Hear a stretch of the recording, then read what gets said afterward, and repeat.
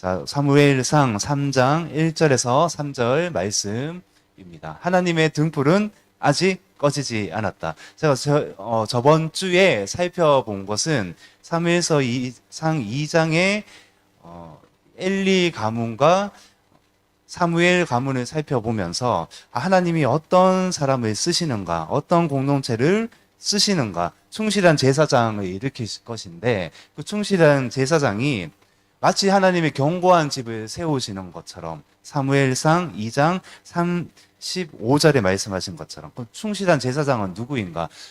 사무엘을 나타내기도 하고 오늘 사무엘 3장에 나타나는 소년 사무엘을 나타내기도 하고 그 제사장이 또 누구를 나타냅니까? 궁극적으로는 우리의 만왕의 왕 대신 예수 그리스도 그분께서 대제사장이 되셔서 우리의 모든 것들을 십자가로 가지고 가셨다. 또 하나 궁극적으로 살펴본 것은 교회 안에서 우리 복음의 제사장 직분을 맡게 하셨고 또 앞으로도 우리가 영적인 제사장, 지금도 우리가 제사장의 역할을 하고 있는 것입니다. 저는 어떻게 보면 앞에 강대상에 섰는 대표일 뿐이고 또 우리 사랑하는 여러분들이 가정에서도 또 영적인 제사장 역할을 하고 나아가시는 것입니다. 언제든지 주님 앞으로 나아갈 수 있는 영적인 제사장. 그래서 충실한 제사장의 어떤 역할을 우리 가운데 세우셨다. 우리 이런 것들을 살펴보게 되었는데요. 오늘은 이제 사무엘이 자랐어요. 자라서 이제 하나님 앞에서 계속 쓰임 받는 아이 사무엘이 나타나는데 3장의 내용을 잠시 보면은 이 사무엘이 제사장 역할을 해요. 사실 사무엘은 제사장 가문이 아닙니다. 제사장 가문은 아니에요. 레위 가문이지만 제사장의 역할은 원래 제사장 가문에서 그 아들들이 계속 이제 이어받아야 되는 것이죠. 그런데 하나님은 이 사무엘에게 제사장 역할을 삼으시는 것을 우리가 볼 수가 있습니다.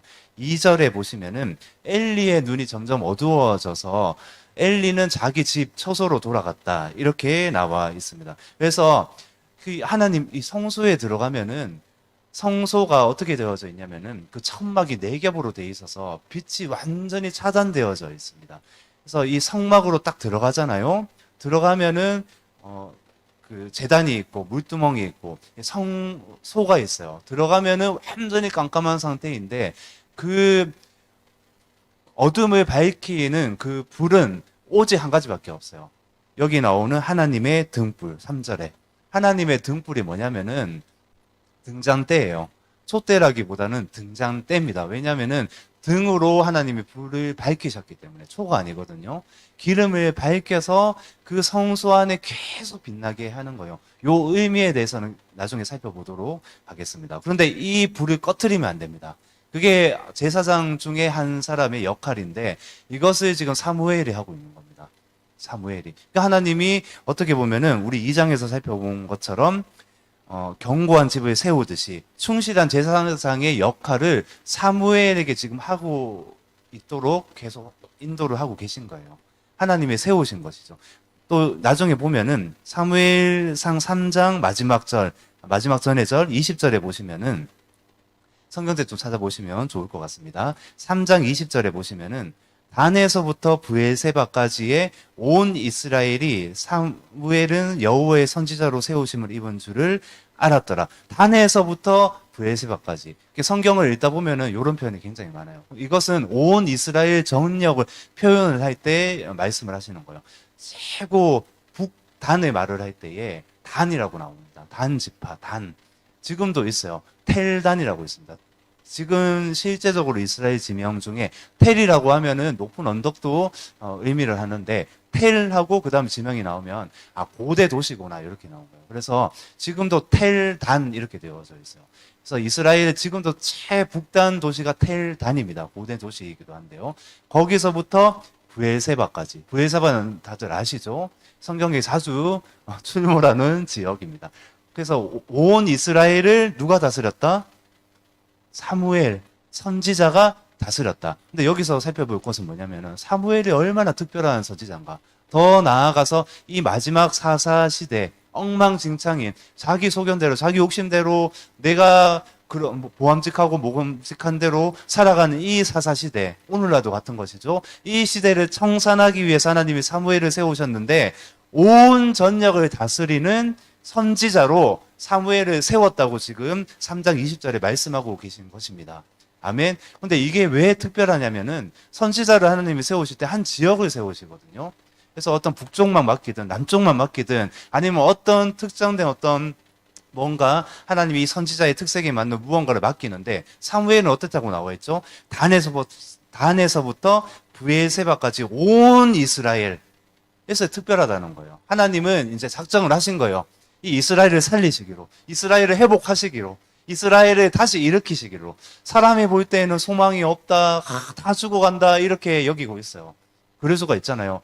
정말 여기서 살아날 수 있을 것인가? 엘리를 봐도 정말 소망이 없어요.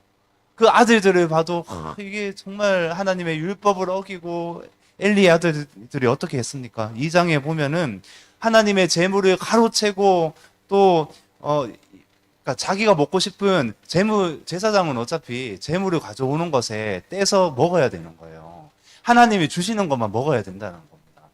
만나만 먹어야 되듯이 뭐 그런 의미겠죠. 그런데 이제 삶은 고기 싫어. 너 이제 그 다 삶지 말고 날고기를 가져와 하면서 아니 하나님의 율법은 그렇게 하지 말라고 했어. 내가 명령을 하잖아. 마치 자기가 하나님인 것처럼 제사장이 왕이 되어서 오늘날 시대에 어떤 한 교회가 정말 큰 교회가 되어서 목사든 누구든 이렇게 왕이 되었다고 생각해 보십시오. 그 말하는 것이 권력이 되었다고 생각해 보십시오. 끔찍한 거죠. 끔찍한 시대를 살아간다는 것이죠. 그게 그렇듯이 하나님이 이 시대를 엄청나게 저주하고 계신데 그게 3장 13절에 보시면은 이제 사무엘에게 이상 중에 나타나는 거예요. 이상 중에 3장 1절에 이상이 없는 시대에 살고 있었는데 이제 사무엘에게 나타나셔서 뭐라고 말씀하시냐면은 3장 13절에 내가 그의 집을 영원토록 심판하겠다고 그에게 말한 것은 그가 아는 죄악 때문이니 알고 있는 죄악입니다. 이제 심판하겠다 말씀을 하시는 거예요. 결단을 하시는 거예요. 그 아들들의 죄악을 그 아버지 엘리가 계속 눈 감아주는 겁니다. 자, 이제 이게 우리 가정 가운데 이제 심각해지는 건데요. 만약에 우리가 자녀가 뭐 하나님이 주실 수도 있고 안 주실 수도 있고 하나님이 다 우리가 가장 좋은 것을 주시는 분이신데 자녀 가운데 자녀가 죄악을 짓고 예수님을 모르고 그렇게 살아가요. 근데 부모가 그것을 놓고 애통해야 하지 않는다. 덮으면서 나아간다. 하나님은 어떻게 보면 거기에 대해서 징계를 하십니다. 그래서 여기서 안심을 하셔야 됩니다. 저주하시는 것이 아니라 징계하십니다.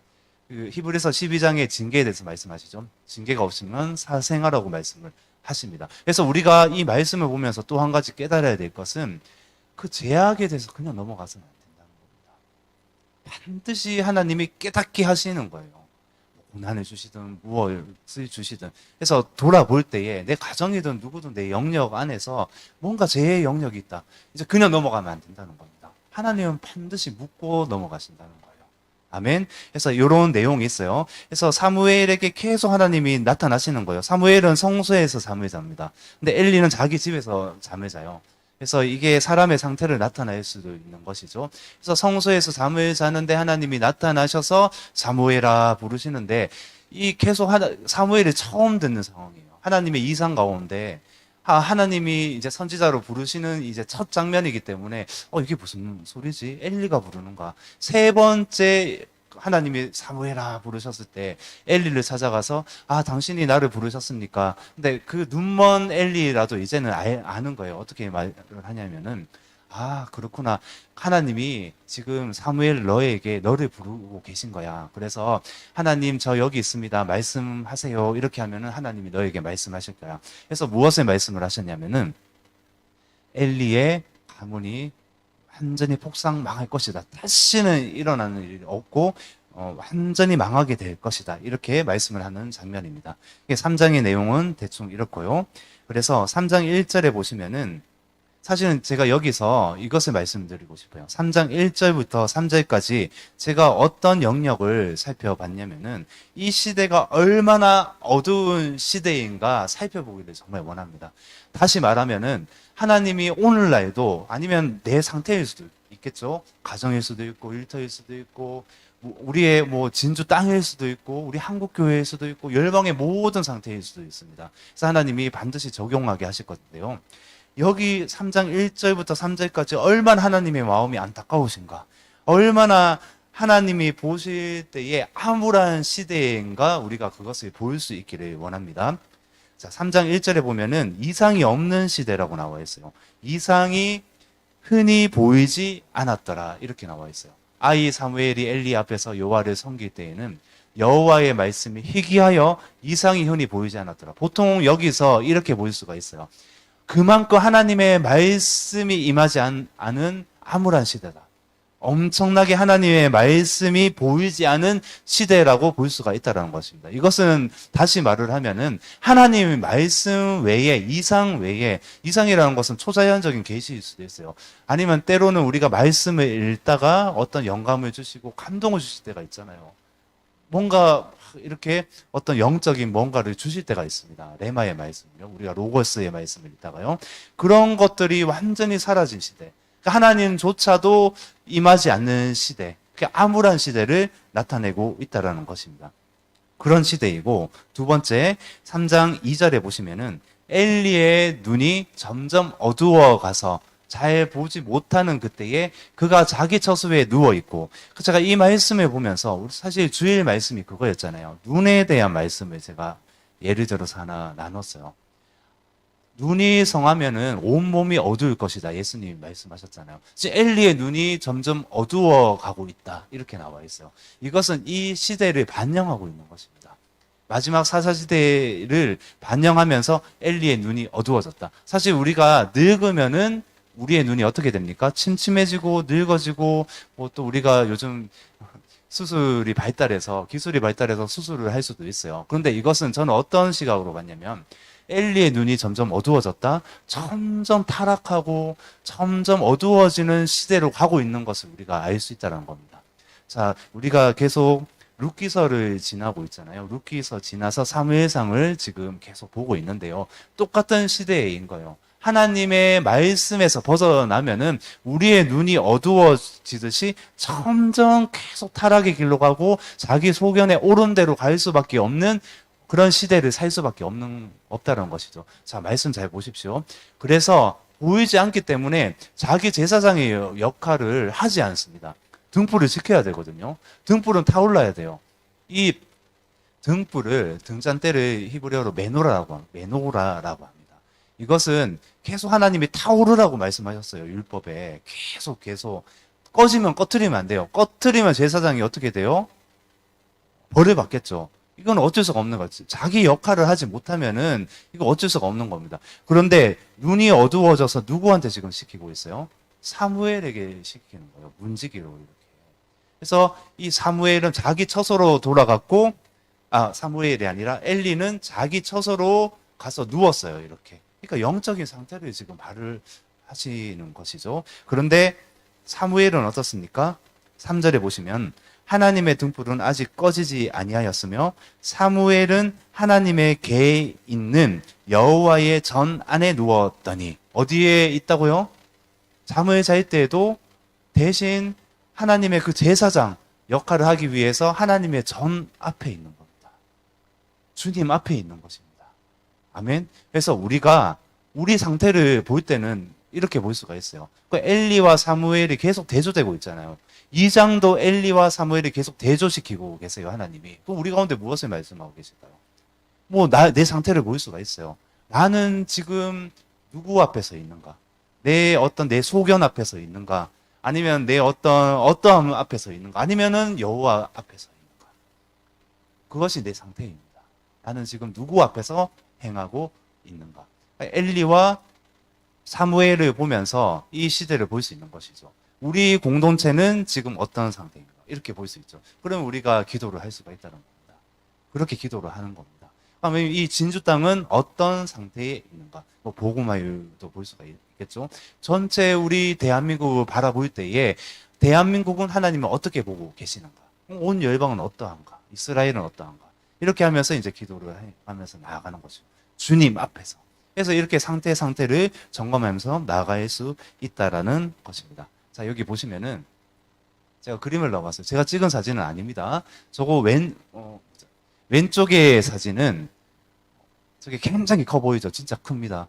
저게 구 예루살렘, 그러니까 올드시티겠죠. 그 안에 있는 유대인 구역 안에 있는 메노라입니다. 등잔대예요. 등잔대인데 저게 실제로 하나님이 그런데 그 출애굽기 25장에 보면은 그렇게 나와 있어요. 이 메노라, 이 등잔대는 이렇게 만들어라고 나와 있어요. 근데 이게 굉장히 만들기가 힘들어요. 왜 힘든지 아십니까? 하나님의 율법 말씀은 어떻게 만들려고 나와 있냐면은 한 달란트, 금 한 덩어리가 얼마나 되죠? 한 60kg 이상 되겠죠? 그게 오늘 시가로 금값이 올랐으니까 한 덩어리 얼마나 정도 됩니까? 잘 아시지 않습니까? 저는 잘 모르겠습니다. 엄청납니다. 이건 뭐 10억 가까이 되지 않나요? 제가 몇 년 전에 이렇게 나눌 때는 한 7, 8억이었으니까 지금 좀 더 올랐어요. 그 정도. 이 금 한 덩어리를 어떻게 하냐면은 주조를 하면 안 돼요. 녹이면 안 됩니다. 한 덩어리를 이제 망치를 잡고 뚝딱 이렇게 해서 다 연결시켜야 돼요. 연결을. 그런데 저 형상을 보면은 자 오른쪽 한번 보십시오. 그건 벤구리온 공항 안에 있는 거거든요. 어떤 뭐 모양 같지 않습니까? 모양 나무 모양 같지 않나요? 그러니까 성경을 보시면은 살구나무가 많이 등장하잖아요. 근데 살구나무가 사실은 살구가 아니에요. 사케드라고. 이게 그 아몬드입니다. 아몬드 꽃이에요. 아몬드 나무. 그래서 하나님이 아몬드 나무 형상으로 이 등잔대를 만들라라고 말씀을 하셨는데 이 따로따로 이거를 하나하나 붙여서 만드는 것이 아니라 이 금 한 덩어리를 다 연결시키라고 말씀을 하시는 거예요. 그럼 얼마나 어렵겠어요. 그렇죠? 엄청나게 어려운 작업인 거예요. 그래서 이 유대인 전승에는 어떠냐면은 하나님께 이렇게 내밀었어요. 모세가 내밀었는데 하나님이 아니다 퇴짜 맞은 게 69번이었습니다. 그래서 마지막에 70번째 하나님이 이번에도 또 아니라고 하시는 건 아닌가 하면서 뭐 조마조마하면서 하나님 여기 있습니다. 사실 또 만들어 왔습니다. 당신이 말씀하신 율법대로 만들었는데 너무 어려워요. 하나님이 딱 70번째 보시고 그래 됐다 이렇게 이런 유대인 전승이 있어요. 그만큼 이 말씀을 읽어보시면 출애굽기 25장에 이 등잔대를 만드는 게 장난이 아닙니다. 한번 상상을 해보시면 한번 보십시오. 이 금한 덩어리에서 다 연결을 시켜야 돼요. 이 등잔대에 기름을 부을 때 가운데를 붓거든요. 이렇게 올리브 기름. 정말 100%의 오늘날도 그런 좋은 올리브 기름이 있을 거 아니에요. 정말 정결 작업을 거친 올리브 기름을 그 가운데 왼쪽 3개, 오른쪽 3개 있잖아요. 그럼 가운데 부으면은 넘치고 이렇게 쫙 올라와서 가운데에만 부으면 다 연결되어져 있어요. 그래서 7개가 다 이렇게 차게 되는 겁니다. 이렇게. 그래서 이게 다 연결을 시켜야 돼요. 얼마나 어렵겠어요, 작업이. 그렇잖아요? 이 등잔대, 이것. 근데 저기 올드시티 안에 있는 이런 말이 있어요. 저 메노라가 나중에, 사실 제가 이런 민감한 말은 잘 안 하는데, 한번 했다가 누가 뭐라 하길래 제3성전이 세워졌을 때에 저것을 다시 이제 거기에 성전에 놓을 것이다. 이렇게 유대인들이 말을 하고 다닙니다. 실제로 그렇게 한다고 합니다. 그래서 이제 어떻게 보면 우리가 마지막 때에 살고 있잖아요. 어쨌든 지금 이 시대가 그만큼 너무너무 이제 마지막 때처럼 어두운 시대를 우리가 살고 있는 것 같습니다. 유대인들은 이 메노라의 의미를 모릅니다. 우리는 알고 있어요. 우리 등잔대의 의미 누구입니까? 누구를 예표하고 있죠? 예수 그리스도. 그렇잖아요. 요한복음에 얼마나 그분에 대해서 뭐라고 나와 있죠? 나는 길이요 진리요 생명이다. 나는 처음 시작하자마자 1장 1절에 말씀이다. 내가 말씀인데 육신이 되어서 왔다. 그래서 또 여기에 메노라가 의미하는 상징 한 글자 우리가 알 수 있는 것. 빛을 비춰라. 빛을 비춰주시는 분이 누구입니까? 예수 그리스도. 예수님을 의미합니다. 더 나아가서 우리가 또 덧붙이자면 성삼위일체께서는 하나이시잖아요. 그렇잖아요. 그래서 성령의 불을 의미하기도 합니다. 그래서 사실 성막의 모든 것들이 예수 그리스도이시죠. 그래서 이 성막이 들어가면 아무것도 보이지 않는다고 말씀을 드렸잖아요. 아무것도 보이지 않는다. 뭡니까? 여기 하나님의 등불은 아직 꺼지지 아니하였으며 제가 여기서 소망을 얻었던 겁니다. 이 사사시대 암흑과 같은 이 시대에 하나님 이렇게 말씀하시는 것 같아요. 하나님, 내 등불은 꺼지지 않았어. 등불은 꺼지지 않았다. 우리 교회가 왜 소망이 있습니까? 지금? 왜 사람과 상관이 없잖아요. 그렇잖아요. 뭐 소수이면 어떻습니까? 하나님 뭐 두세 사람 모인 곳에 함께 하신다고 말씀하셨는데, 아멘? 저는 더 소망을 하죠. 깨어있는 두세 사람이 되었으면 좋겠다. 이게 늘 기도 제목이에요. 그냥 두세 사람 아니죠. 깨어있는 두세 사람이어야 됩니다. 그냥 뭐 보통 안 믿는 사람이 두세 사람이 있는데 예수님 함께 하시는 거 아니에요. 그래서 빛 대신 예수님이 우리와 함께 하시기 때문에 소망이 있는 것이다. 자, 여기 성소에 들어갔는데 가장 먼저 맞닥뜨리는 것이 무엇일까요? 왼쪽에 등잔대가 있어요. 오른쪽에 떡상이 있을 거 아니에요. 앞에 분향단이 있어요. 그렇죠? 무언가 보는 것보다는 어떤 물건이 아니라 가장 성소에 딱 들어갔을 때, 와, 빛. 그렇죠? 빛입니다. 빛. 오늘날 우리가 소망을 갖잖아요. 우리를 성전 삼으셨어요. 내 안에 예수님의, 우리 안에, 아니면 우리 사랑하는 성도분들 한 분 한 분 안에 빛이 있습니까? 없습니까? 자신 있게 말씀하셔야죠. 빛이 있습니까? 없습니까? 있습니다. 아멘. 아멘. 그 빛. 그렇죠? 그래서 이렇게 또 적용을 할 수 있어요. 내 안에 있는 빛은 다른 빛일 수도 있어요. 다른 불 가져갔다가 죽은 그들 있잖아요. 누굽니까? 네네네. 아론의 그 두 아들 죽었잖아요. 그렇죠? 나중에 제가 이제 갑자기 생각이 안 나네요. 죽었어요. 다른 불을 가지고 갔어요. 그래서 이렇게 적용할 수 있어요. 나는 지금 어떤 빛을, 어떤 불로 살아가고 있는가? 그렇죠? 나는 무엇으로 살아가고 있는가? 내 소망, 내 어떠함이 아니라 내가 딱 들어갔을 때 암흑 같은 시대를 살더라도 정말 아무 빛이 통하지 않아요. 그런데 오직 유일한 빛, 내가 맞닥뜨리는 그 빛, 내 안에 살아계신 그 빛이 그 참빛이라고 나와 있어요. 요한복음에는 그 빛이 예수 그리스도이신가? 아니면 나는 다른 것으로 불로 빛으로 살아가고 있는가? 이것은 굉장히 중요한 메시지인 것 같습니다. 왜냐하면은 우리가 입술로는 계속 지금 어떤 때를 살아간다고 말을 하고 있죠? 마지막 때, 마지막 때, 마지막 때. 예수님 오실 때가 다 됐는데? 그런데 이 말로는 이렇게 하는데 정작 내 안에는 예수님과 같이 동행하고 있지 않는 것 같아요. 저도 사실 고백하면 어떤지 아십니까? 저는 오늘도 회개 많이 했습니다. 날마다 회개할 수밖에 없어요. 근데 그게 빛이라고 말씀하시는 거예요. 아, 나는 할 수 없구나. 그래서 주님의 빛만 원합니다. 고백을 하는 거예요. 이렇게. 제가 어제 장례식장을 갔다 왔습니다. 고등학교 때 가장 친한 친구인데 제가 예수님을 제대로 믿고 나서 이 친구를 한 20년 가까이 만나지.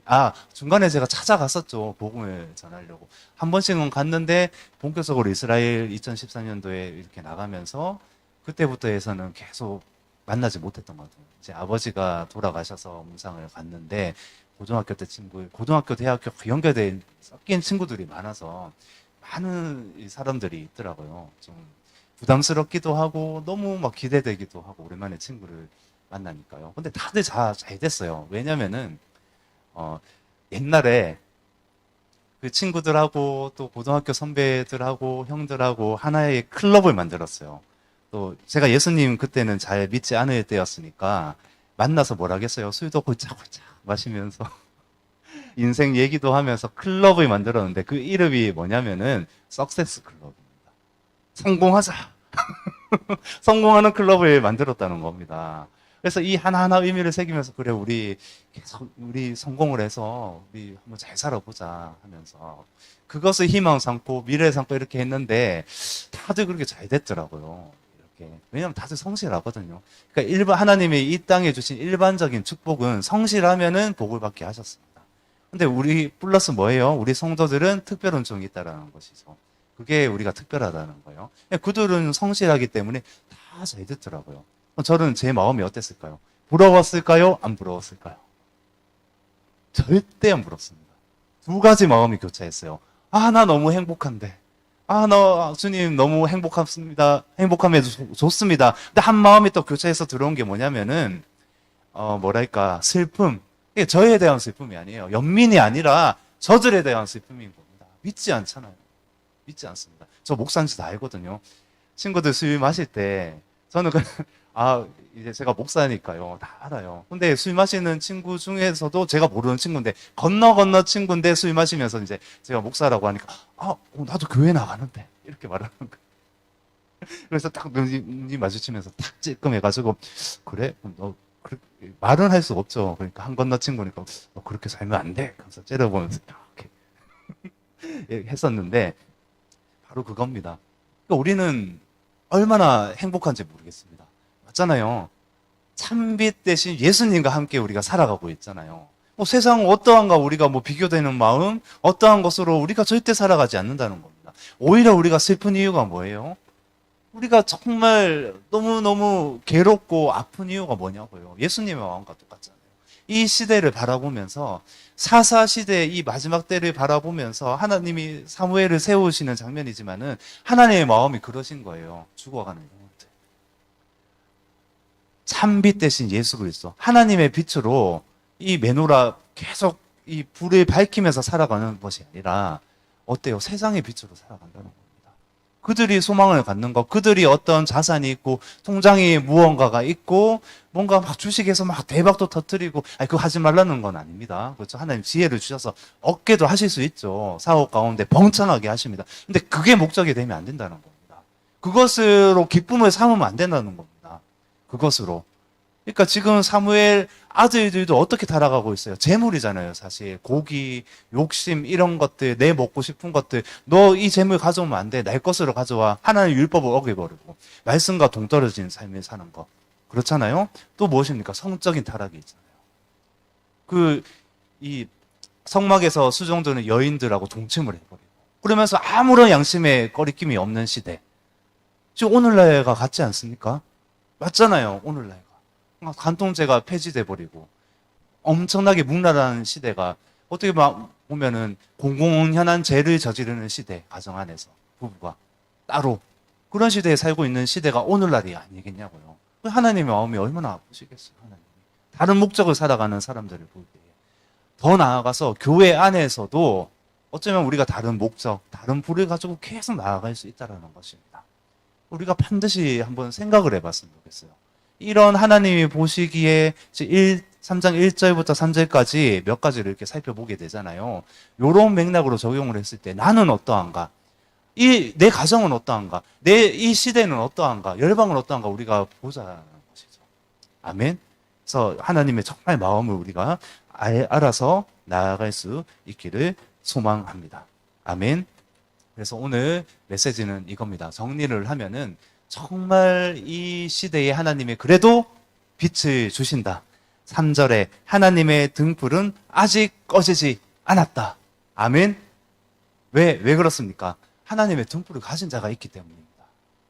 사무엘 같은 자를 일으키시기 때문입니다. 사무엘상 2장 우리가 저번 주에 살펴봤듯이 2장 35절에 충실한 제사장을 일으키신다는 이 예언의 말씀이 있기 때문입니다. 예언의 말씀. 사무엘을 일으키시듯 예수 그리스도를 우리 가운데 보내주시듯 또 무엇입니까? 우리가 영적인 제사장의 역할을 계속 이 시대에도 일으키셔서 계속 살리는 불을 꺼뜨리지 않고 계속 나아가게 하신다는 겁니다. 자, 더 나아가서 이렇지 않겠습니까? 그것이 무엇입니까? 불을 계속 지피라는 것이 무엇일까요? 예배가 되지 않을까요? 기도가 되지 않을까요? 말씀이 되지 않을까요? 사실 저기 등잔대에 이 일곱 주익이잖아요. 이게 그 살구나무가 아니라 아몬드 나무라고 말씀하셨잖아요. 근데 옆에 한쪽 면에 3개씩 있어요. 이 아몬드 꽃이 장식이 하나 둘 셋 해서 지금 18개가 이렇게 있는 겁니다. 근데 그 아몬드 꽃이 의미하는 것이 뭐냐면 여러 가지가 있겠지만은 특히나 저는 어떤 것에 주목을 했냐면 깨어 있다라는 뜻이 있습니다. 우리가 그렇게 돼야 되지 않을까요? 하나님이 그런 메시지를 주시는 것 같습니다. 그래서 우리가 정말 오늘 하나님 주신 메시지잖아요. 하나님의 등불은 꺼지지 않았습니다. 왜? 사무엘이 있었기 때문에. 오늘 이 시대에 이 땅에도 하나님의 등불은 꺼지지 않았습니다. 여전히 소망의 불은 타오릅니다. 왜? 우리들이 있기 때문에. 아멘. 가정 안에도 우리가 이것을 알고 계속 타오르게 할 것이기 때문에. 아멘이십니까? 아멘. 그렇습니다. 자, 그래서 우리가 기도를 할 건데요. 다른 거 없습니다. 오늘도 예수님을 바라보시는 겁니다. 오늘 어떻게 살아왔던 것은 중요하지가 않습니다. 어떻습니까? 지금 빛 대신 예수님이 우리와 함께 하십니다. 단지 하나만 하면 됩니다. 내 안에 허용했던 어둠을 이제는 드러내면 되는 겁니다. 그분께 드러내면 돼요. 이렇게. 빛 대신 예수님의 그 빛을 내가 내 스스로의 소견과 욕심과 이런 것들로 내 천막 치지 않으면 됩니다. 그럼 빛은 나에게 흘러 들어옵니다. 그것이 소망이라고 말씀을 하십니다. 하나님, 먼저 회개하겠습니다. 하나님, 내가 스스로 천막을 치고 가림막을 쳐서 하나님, 당신의 그 빛을 차단했던 모든 영역을 회개하겠습니다.